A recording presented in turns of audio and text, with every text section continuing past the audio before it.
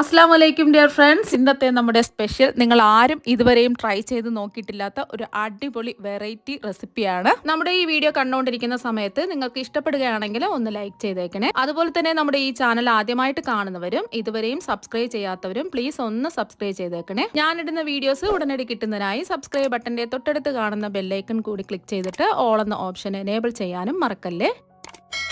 ആദ്യത്തിനായിട്ട് ഞാനിവിടെ 2 ക്യാരറ്റ് ആണ് എടുത്തിട്ടുള്ളത്. ഇത് കനം കുറഞ്ഞ മീഡിയം സൈസിലുള്ള 2 ക്യാരറ്റാണ് എടുത്തിട്ടുള്ളത്. കുറച്ച് വണ്ണമുള്ള ക്യാരറ്റൊക്കെ ആണെന്നുണ്ടെങ്കിൽ ഒരെണ്ണം എടുത്താൽ മതിയാവും. ക്യാരറ്റ് നല്ലപോലെ കഴുകി വൃത്തിയാക്കി എടുത്തതിന് ശേഷം അതിൻ്റെ തൊലിയൊക്കെ ഒന്ന് മാറ്റുക. രണ്ടറ്റവും കട്ട് ചെയ്ത് മാറ്റിയതിന് ശേഷം ഗ്രേറ്ററിൽ വെച്ച് ഗ്രേറ്റ് ചെയ്തെടുക്കുക. അപ്പോൾ ആ ക്യാരറ്റ് ഗ്രേറ്റ് ചെയ്ത് എടുത്തിട്ടുണ്ട്. അപ്പോൾ അടുത്തതായിട്ട് നമുക്ക് വേണ്ടത് സേമിയാണ്. ഞാനിവിടെ 1 കപ്പ് സേമിയാണ്, അളവ് കപ്പിന് 1 കപ്പ് സേമിയാണ് എടുത്തിട്ടുള്ളത്. ഇത് റോസ്റ്റ് ചെയ്യാത്ത സേമിയാണ്. റോസ്റ്റ് ചെയ്തതായാലും റോസ്റ്റ് ചെയ്യാത്തതായാലും കുഴപ്പമൊന്നുമില്ല. ഞാൻ എന്താ ഒരു പാൻ ചൂടാക്കാൻ വെച്ചിട്ടുണ്ട്. ഇതിലേക്ക് 1 ടേബിൾ സ്പൂൺ നെയ്യ് ഒഴിച്ചു കൊടുക്കാം. നെയ്യൊന്ന് ചൂടായി വന്നിട്ടുണ്ട്. ഇതിലേക്ക് 1 ടേബിൾ സ്പൂൺ കശുവണ്ടി പരിപ്പും അതുപോലെ തന്നെ 1 ടേബിൾ സ്പൂൺ ഉണക്കമുന്തിരി ഇട്ട് ഒന്ന് റോസ്റ്റ് ചെയ്തെടുക്കാം. ഫ്ലെയിം മീഡിയം ഫ്ലെയിം വെച്ച് കൊടുക്കുക. ഉണക്കമുന്തിരി എല്ലാം വീർത്ത് കശുവണ്ടി പരിപ്പിന്റെ നിറമൊക്കെ മാറി വന്നിട്ടുണ്ട്. ഇനി ഒരു പാത്രത്തിലേക്ക് മാറ്റാം. അപ്പോൾ കശുവണ്ടി പരിപ്പ് ഉണക്കമുന്തിരിയും എടുത്ത് മാറ്റിയതിന് ശേഷം ബാക്കി വന്ന നെയ്യിൽ ഗ്രേറ്റ് ചെയ്ത് വെച്ചിരിക്കുന്ന ക്യാരറ്റ് ഇട്ട് കൊടുത്ത് ഒന്ന് വഴറ്റിയെടുക്കുക.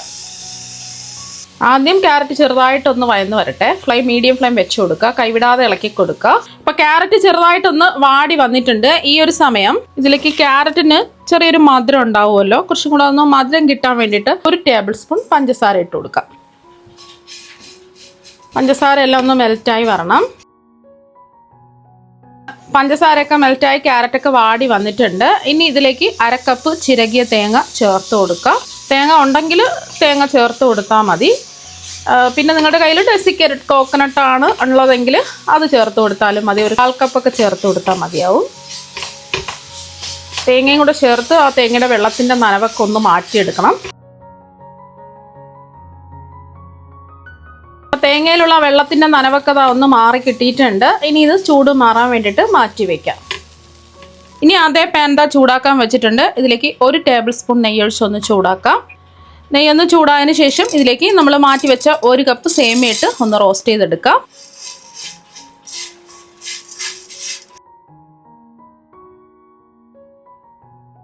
സേമിയ എല്ലാം റോസ്റ്റായി വന്നിട്ടുണ്ട്. ഇതിലേക്ക് നമുക്ക് ആവശ്യത്തിനുള്ള പാൽ ഒഴിച്ചു കൊടുക്കാം. ഈ സേമിയ ഒന്ന് വെന്ത് കിട്ടുന്നതിന് ആവശ്യമായിട്ടുള്ള 1/2 കപ്പ് പാലാണ് ഒഴിച്ചു കൊടുത്തിട്ടുള്ളത്. മീഡിയം ഫ്ലെയിമിൽ വെച്ചിട്ട് ഈ സേമിയ ഒന്ന് വേവിച്ചിട്ടെടുക്കാം. ഇതിന് ആവശ്യമായിട്ടുള്ള പഞ്ചസാരയും കൂടി ചേർത്ത് കൊടുക്കാം. ഒരു 2 ടേബിൾ സ്പൂൺ പഞ്ചസാര ചേർക്കാം. ഈ സേമിയ എല്ലാം ഒന്ന് വെന്ത് വരണം. അപ്പോൾ സേമിയ അങ്ങ് വെന്ത് കുഴഞ്ഞു പോകരുത്, അത്യാവശ്യം വെന്തിട്ടുണ്ടാവണം. ഈ ഒരു പരുവാവുന്ന സമയത്ത് ഫ്ലെയിം ഓഫ് ആക്കിയിട്ട് ഇത് ചൂട് മാറാൻ വേണ്ടിയിട്ട് മാറ്റി വയ്ക്കാം. ഇത് ചൂട് മാറിക്കഴിയുമ്പോൾ ഇതിൻ്റെ പാലൊക്കെ വറ്റി കുറച്ചും കൂടെ ഒന്ന് കട്ടിയായി വരും. ഇപ്പം ഞാനൊരു ബൗളിൽ 6 കോഴിമുട്ട പൊട്ടിച്ചത് എടുത്തിട്ടുണ്ട്. ഇനി ഇതിലേക്ക് ഒരു 4 ടേബിൾ സ്പൂൺ പഞ്ചസാര ഇട്ട് കൊടുക്കാം. അപ്പോൾ മധുരത്തിന് ആവശ്യമായിട്ടുള്ള പഞ്ചസാര ചേർത്ത് കൊടുക്കാവുന്നതാണ്. ഇതൊരു നോർമൽ മധുരമാണ്. നല്ല മധുരമൊക്കെ വേണമെന്നുണ്ടെങ്കിൽ 1 ടേബിൾ സ്പൂൺ പഞ്ചസാര കൂടി അധികം ചേർത്ത് കൊടുക്കുക. പിന്നെ മധുരം ഒന്ന് ബാലൻസ് ചെയ്യാൻ വേണ്ടിയിട്ട് 2 നുള്ള് ഉപ്പ് ചേർത്ത് കൊടുക്കാം. കൂടി പോവരുത്, 2 നുള്ള് ഉപ്പ് ചേർത്ത് കൊടുത്താൽ മതി. പഞ്ചസാരയും കൂട്ടി ചേർത്ത് പൊടിച്ച ഏലക്കപ്പൊടിയാണ് എടുത്തിട്ടുള്ളത്. 1 ടീസ്പൂണാണ്. സാധാരണ ഏലക്ക മാത്രം പൊടിച്ചെടുത്തിട്ടുള്ള ഏലക്കപ്പൊടിയാണെന്നുണ്ടെങ്കിൽ 1/2 ടീസ്പൂൺ ചേർത്ത് കൊടുത്താൽ മതി. ആ മുട്ടയുടെ സ്മെല്ലൊക്കെ ഒന്ന് മാറി കിട്ടാൻ വേണ്ടിയിട്ടാണ് ഏലക്കപ്പൊടി ചേർത്ത് കൊടുക്കുന്നത്. എന്നിട്ട് നന്നായിട്ടൊന്ന് മിക്സ് ചെയ്തെടുക്കാം. ഇതുപോലെ ഒന്ന് അടിച്ച് പതപ്പിക്കേണ്ട ആവശ്യമൊന്നുമില്ല, ജസ്റ്റ് ഒന്ന് ബീറ്റ് ചെയ്തെടുത്താൽ മതി. അപ്പോൾ അതൊന്ന് മിക്സ് ചെയ്തെടുത്തിട്ടുണ്ട്.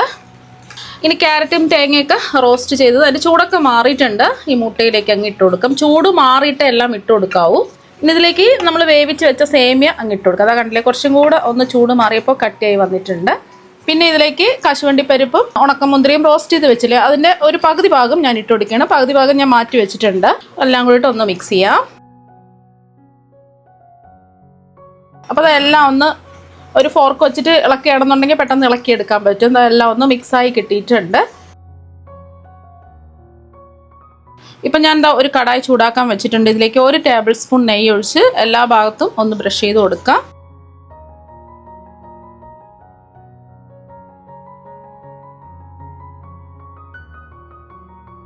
അപ്പം നെയ്യൊന്ന് ചൂടായതിന് ശേഷം നമ്മൾ തയ്യാറാക്കിയ മിക്സ് ഇതിലേക്ക് അങ്ങ് ഒഴിച്ചു കൊടുക്കാം. ലോ ഫ്ലെയിം വയ്ക്കുക.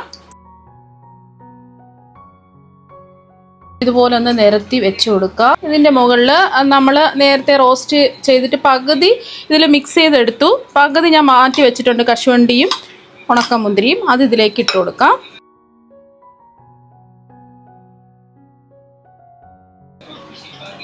ഇനി ഫ്ലെയിം കുറച്ച് വെച്ചിട്ട് ഇതൊന്ന് കുക്ക് ചെയ്തെടുക്കാം. അടി കട്ടിയില്ലാത്ത പാത്രമാണെന്നുണ്ടെങ്കിൽ ഒരു തവ ചൂടാക്കാൻ വെക്കുക, അതിൻ്റെ പുറത്ത് കടായി വെച്ചിട്ട് കുക്ക് ചെയ്തെടുക്കുക. ഫ്ലെയിം കുറച്ച് തന്നെ വെക്കുക. അപ്പോൾ ഇതുപോലത്തെ ലിഡിൽ ഹോളുള്ള ലിഡാണെന്നുണ്ടെങ്കിൽ അലുമിനിയം ഫോയിൽ വെച്ചൊന്ന് കവർ ചെയ്യുക. അല്ലാന്നുണ്ടെങ്കിൽ ഹോളില്ലാത്ത ലിഡാണെന്നുണ്ടെങ്കിൽ ഇത് കുഴപ്പമില്ല. അപ്പോൾ നമ്മളിത് ലോ ഫ്ലെയിമിൽ വെച്ച് കുക്ക് ചെയ്യാൻ തുടങ്ങിയിട്ട് ഒരു 20 മിനിറ്റ് കഴിഞ്ഞിട്ടുണ്ട്. ഇനി ഇതിൻ്റെ ഉള്ളൊക്കെ വെന്തിട്ടുണ്ടോ എന്ന് അറിയാൻ വേണ്ടിയിട്ട് ഒരു ടൂത്ത് പിക്ക് വെച്ച് ഇതിൻ്റെ നടുഭാഗത്തൊന്ന് കുത്തി നോക്കുക. ടൂത്ത് പിക്കിലൊന്നും ഒട്ടിപ്പിടിക്കാതെ ക്ലിയർ ആയിട്ട് കിട്ടിയിട്ടുണ്ടെങ്കിൽ ദാ കറക്റ്റ് കുക്കായി വന്നിട്ടുണ്ട്, ഒട്ടിപ്പിടിച്ചിട്ടൊന്നുമില്ല. അപ്പോൾ ഇത് കുക്കായി കിട്ടിയിട്ടുണ്ട്. അഥവാ ഒട്ടിപ്പിടിച്ചിട്ട് ഇരിക്കുകയാണെന്നുണ്ടെങ്കിൽ ഒരു 5 മിനിറ്റും കൂടെ ഫ്ലെയിം കുറച്ച് വെച്ചിട്ട് മൂടി വെച്ച് കുക്ക് ചെയ്തെടുക്കാം. ഇപ്പോൾ ഇത് നല്ല ചൂടാണ്, ചൂട് മാറാൻ വേണ്ടിയിട്ട് മാറ്റി വയ്ക്കാം. ഇത് ഒരു പ്ലേറ്റിലേക്ക് മാറ്റാം. അപ്പോൾ ഇതിൻ്റെ ചൂടൊക്കെ നന്നായിട്ട് മാറിയതിന് ശേഷമാണ് പ്ലേറ്റിലേക്ക് മാറ്റിയിട്ടുള്ളത്. ഇനി ഇത് ഇഷ്ടമുള്ള ഷേപ്പിലൊന്ന് കട്ട് ചെയ്തെടുക്കാം. ഞാനിപ്പോൾ സ്ക്വയർ പീസസ് ആയിട്ടാണ് കട്ട് ചെയ്യുന്നത്. നിങ്ങൾക്ക് ഇഷ്ടമുള്ള ഷേപ്പിൽ കട്ട് ചെയ്യാം.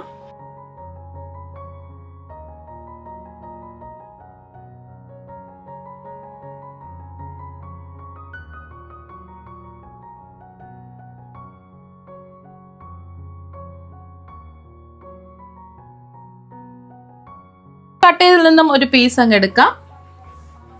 നല്ല സോഫ്റ്റ് ആണ്, കഴിക്കാൻ വേണ്ടിയിട്ട് അടിപൊളി ടേസ്റ്റ് ആണ്. അപ്പോൾ ക്യാരറ്റും നേന്ത്രപ്പഴവും മുട്ടയൊക്കെ വെച്ചിട്ട് ഇതുപോലെ ഒന്ന് ട്രൈ ചെയ്ത് നോക്കുക. തീർച്ചയായും നിങ്ങൾക്ക് എല്ലാവർക്കും ഒരുപാട് ഇഷ്ടമാകും. അപ്പം നമുക്ക് മറ്റൊരു വെറൈറ്റി വീഡിയോ ആയിട്ട് വീണ്ടും കാണാം. താങ്ക്